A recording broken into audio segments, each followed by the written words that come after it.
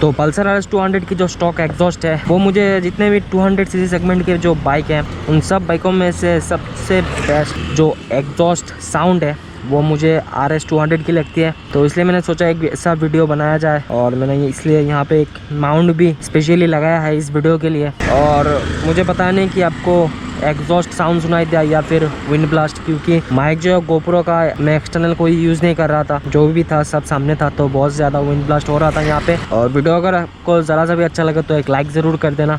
अभी मैं चलता हूँ फिलहाल घर, क्योंकि घर जाके इस वीडियो को मुझे आज ही अपलोड करना है।